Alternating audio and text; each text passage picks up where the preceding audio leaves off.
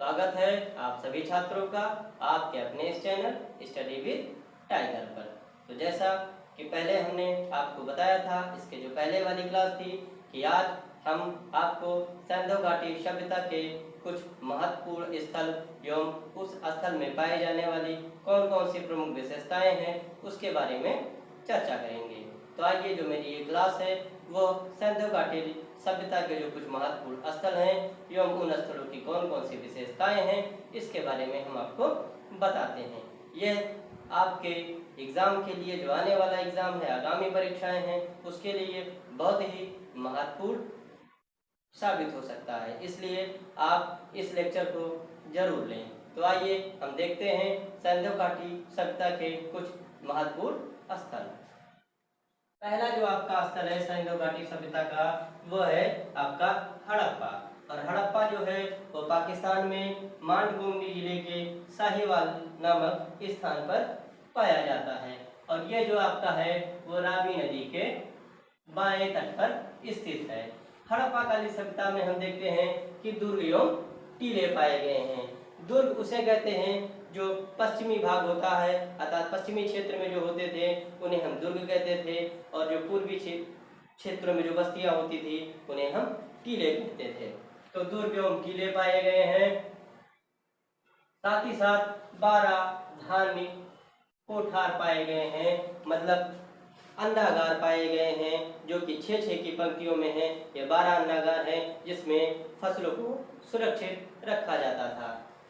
तीसरा आपका है मातृ देवी की मूर्तियां मिट्टी की पाई गई हैं। मातृ देवी की जो आपकी मूर्ति है वह मिट्टी की पाई गई है। चौथा आपका है, इसमें 2 कब्रिस्तान पाए गए हैं। पहला जो आपका कब्रिस्तान है जिसे हम यच कब्रिस्तान के नाम से जानते हैं, जो कि विजातीय लोगों के लिए था। जो दूसरा आपका कब्रिस्तान है उसे हम R37 कब्रिस्तान के नाम से जानते हैं, जिसे हम सामान्य आवास क्षेत्र के कब्रिस्तान को पहचानते हैं, उसे हम R37 का नाम दिए गए हैं। वो सामान्य आवास क्षेत्र का कब्रिस्तान था। इसके बाद हम देखते हैं कि कांसे की इक्का गाड़ी पाई जाती है वहां से, और शंख निर्मित बैल भी आपके पाए जाते हैं।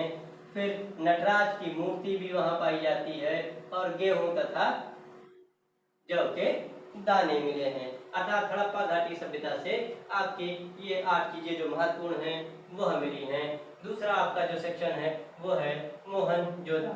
यह भी पाकिस्तान में है और सिंधु प्रांत में है, जो कि सिंधु नदी के दाएं तट पर स्थित है। इसकी जो सबसे बड़ी विशेषता थी वो पक्की ईंटों से बने मकान तथा सूती एवं ऊनी वस्त्रों के अवशेष मिले हैं। अर्थात यहाँ सूती और ऊनी वस्त्र प्रयोग में लाए जाते थे। तीसरा, यहाँ एक स्नानागार प्राप्त हुआ है जो कि काफी बड़ा था, बड़े क्षेत्रफल में था। उस स्नानागार का प्रयोग, जैसा कि पुरातत्वविद्या मानते हैं कि पूजा अर्चना करने से पहले लोग उस स्नानागार में स्नान करते थे, तत्पश्चात स्नान करने के बाद पूजा या यज्ञ में शामिल होते थे। चौथा है कि त्रिमुखी एक योगी की पद्मासनाकृति में मूर्ति मिली है, जिसे विद्वानों ने शिव से तादात्म्य किया है कि वो जो मूर्ति होगी त्रिमुखी की वो शिव जी की मूर्ति रही होगी। उस मूर्ति की जो सबसे बड़ी विशेषताएं हैं कि उस मूर्ति के दाहिनी ओर हाथी तथा बाघ, बाईं ओर गैड़ा तथा भैंसा एवं सिंहासन के नीचे 2 हिरण खड़े हुए पाए गए हैं। यहीं से आपके कुम्हार के मोहल्ले के भी साक्ष्य प्राप्त हुए हैं। कुम्हार के मोहल्ले के साक्ष्य प्राप्त हुए हैं।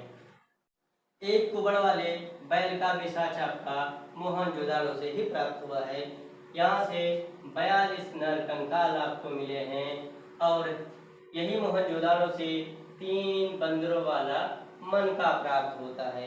मोहनजोदड़ो की जो एक सबसे बड़ी विशेषता है वो ये है कि एक मुद्रा पर नाव का चित्र पाया गया है, जो कि आपका इम्पोर्टेंट क्वेश्चन है कि अगर ये पूछा जाता है कि एक ऐसा कौन सा स्थल है जहां पर नाव का चित्र पाया गया है, तो आप उसका आंसर देंगे मोहनजोदड़ो। फिर हम देखते हैं चनुदाड़ो, यह भी आपका पाकिस्तान में है और चनुदाड़ो में आपके मन के बनाने का कारखाना प्राप्त हुआ है। चनुदाड़ो से ही आपके लिपस्टिक का साक्ष्य प्राप्त हुआ है। चनुदाड़ो से ही आपके 3 बड़े टीले प्राप्त हुए हैं और ये जो टीले हैं वो सबसे ऊंचे, फिर उससे थोड़ा कम ऊंचे, मध्यम आकार के, फिर उससे थोड़ा सा और नीचे, अर्थात ये जमीन के त्रिस्तरीय फार्मूले पर थे। थोड़ा टीले जो ऊंचे थे, फिर उससे जो थोड़ा नीचे वाले टीले थे और वो सबसे नीचे वाले टीले, अर्थात 3 बड़े टीले पाए गए हैं। यहाँ से की जो सबसे बड़ी विशेषता है वह वक्राकार आपके ईंटें पाई गई हैं। वक्राकार ईंटें, बहुत पहले आप जब ग्रामीण बस्तियों का अवलोकन करेंगे और वहाँ छोटे छोटे कुओं को देखेंगे जो बहुत ही प्राचीन कुएं रहे होंगे, तो उनकी जगह पे आप देखते होंगे कि वक्राकार ईंटें लगाई गई हैं। ये वही वक्राकार ईंटें हैं। और ये इसका जो सबसे इम्पोर्टेंट क्वेश्चन है वो ये है कि आपके चनुदाड़ो से एक ईंटों पर एक साक्ष्य मिला है, इसमें कुत्ते का पीछा करते हुए दिखाया गया है कि कुत्ता बिल्ली का पीछा कर रहा है। और यहीं से आपको 4 पहियों वाली गाड़ी के भी साक्ष्य प्राप्त हुए हैं।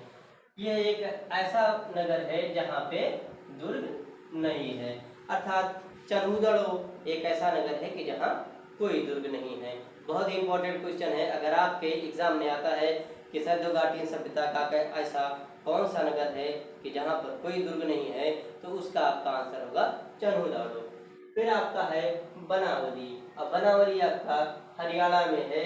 यहाँ से आपको एक धोवन पात्र मिला है जो कि आजकल मॉडर्न फॉर्म में हम उसको वाश बेसिन में कहते हैं, जहाँ कुछ बर्तन रख करके उनको हम धुलते थे।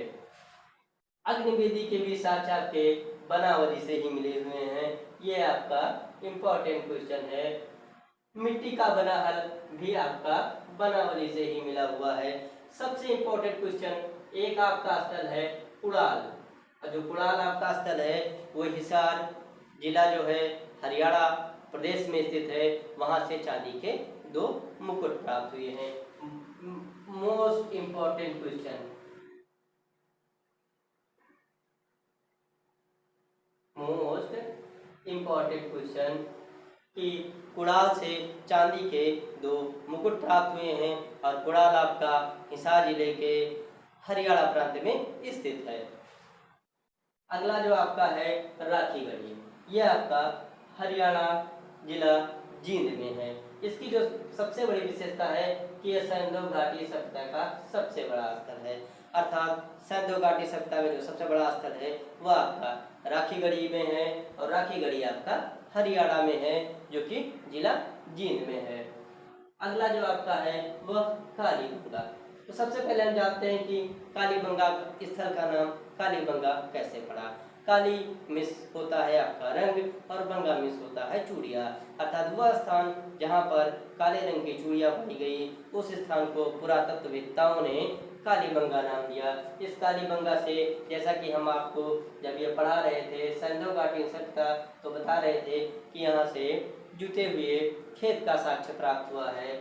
और दूसरा है कि यहीं से एक साथ में 2 फसल चना प्लस सरसों के उगाए जाने का साक्ष्य, अर्थात जूते खेत का साक्ष्य आपका कालीबंगा से एक साथ 2 फसलों में चना प्लस सरसों के उगाए जाने का साक्ष्य प्राप्त हुआ है।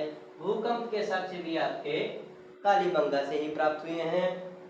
लकड़ी की नालियां, अर्थात लकड़ी इन द सेंस मतलब छोटे छोटे जो बूटे होते थे उसमें सुराख करके वहां से पानी निकासी की व्यवस्था की जाती थी। अगला जो स्थल आपका है वह है लोथल, और लोथल जो आपका है गुजरात में है। यहाँ से आपको एक गोदीवाड़ा, जिसको हम बोलते हैं डक यार्ड या बंदरगाह बोलते हैं, जो कि पकी ईंटों का बनाया हुआ था, वह प्राप्त होता है आपको। दूसरा यहाँ से आपको प्राप्त होता है युगल समाधान। युगल समाधान का मतलब एक जगह स्थलों की खुदाई में आपको पुरुष और स्त्री दोनों एक साथ मृतक पाए गए हैं, दोनों एक साथ लेटे हुए, अर्थात युगल समाधान पाए गए हैं। चौथा इसमें जो आपके है कांसे की सुई, प्राप्त हुई है। फिर मन के बनाने का कारखाना भी आपका लोथल से ही प्राप्त हुआ है। और फर्श पर अलंकृत ईंटों का प्रयोग। एक जो सबसे इंपॉर्टेंट क्वेश्चन है रंगपुर आपका। रंगपुर आपका गुजरात में स्थित है और यहाँ से आपके बाजरे के साक्ष्य प्राप्त होते हैं। अर्थात रंगपुर गुजरात में स्थित है और बाजरे का साक्ष्य आपका रंगपुर से प्राप्त होता है। अगला जो आपका स्थल है धौलावीरा है और धौलावीरा भी आपका गुजरात में है। और धौलावीरा की जो सबसे बड़ी विशेषताएं हैं कि धौलावीरा जो आपका स्थान है वो तीनों तरफ दुर्ग से घिरा हुआ स्थल है। अर्थात तीनों तरफ दुर्ग से घिरा हुआ स्थल आपका धौलावीरा है। वर्षा जल एकत्रित करने के लिए यहाँ तालाब पाए गए हैं। और सबसे बड़ी जो इसकी विशेषता रही है वो ये रही है कि यहाँ से सैंधव लिपि के 10 बड़े अक्षर आपको मिलते हैं। अर्थात सैंधव लिपि के जो 10 सबसे बड़े अक्षर मिलते हैं वो आपके धौलावीरा से मिलते हैं। और धौलावीरा सैंधव सभ्यता का सबसे बड़ा स्थल है। तो आइए इसके महत्वपूर्ण क्वेश्चनों को एक बार हम रिवाइज करते हैं।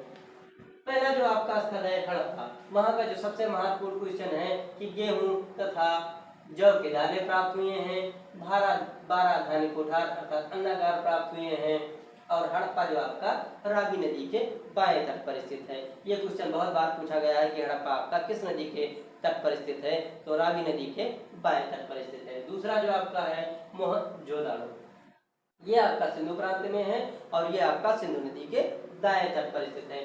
मोहनजोदाड़ो की जो सबसे बड़ी विशेषता रही है कि एक मुद्रा पर नाव का चित्र मिला हुआ है।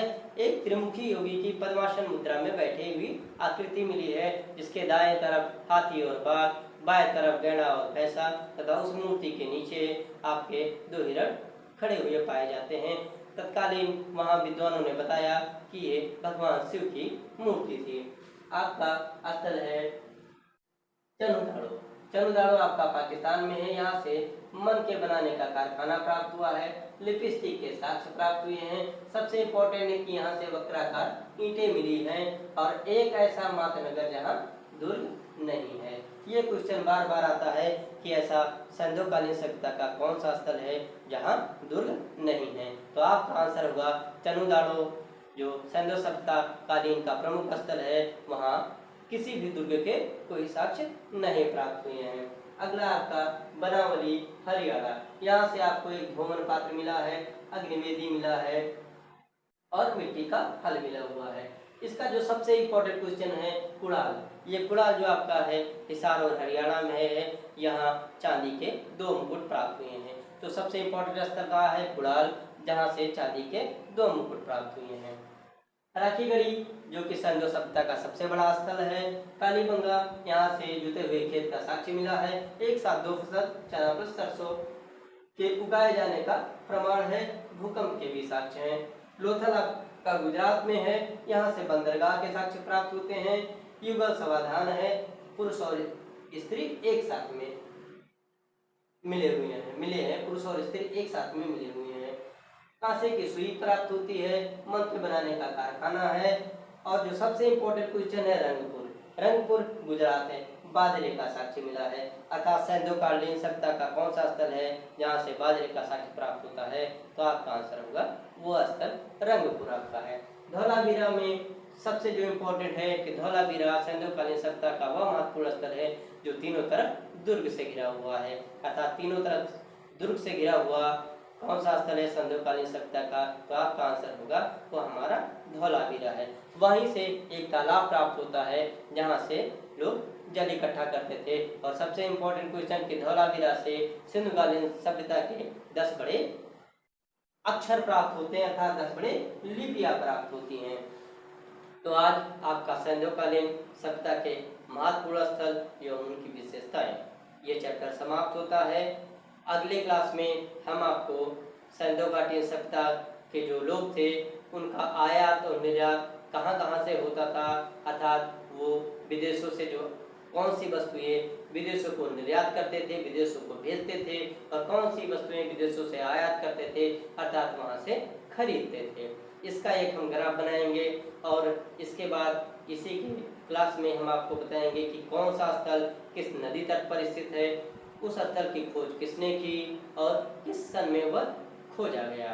तो अगली क्लास में सिंधु घाटी सभ्यता का क्लास और कंप्लीट ये जो मेरा चैप्टर है वो खत्म हो जाएगा, क्योंकि इसके बाद हम बताएंगे कि सिंधु घाटी सभ्यता का अंत कैसे होता है, क्योंकि इसका प्रमाणिक काल 2300 से 1750 है, अर्थात ये सभ्यता 600 साल समानांतर व्यवस्था में चलती रही। अचानक 600 साल के बाद इस सभ्यता का अंत होता है तो कैसे होता है।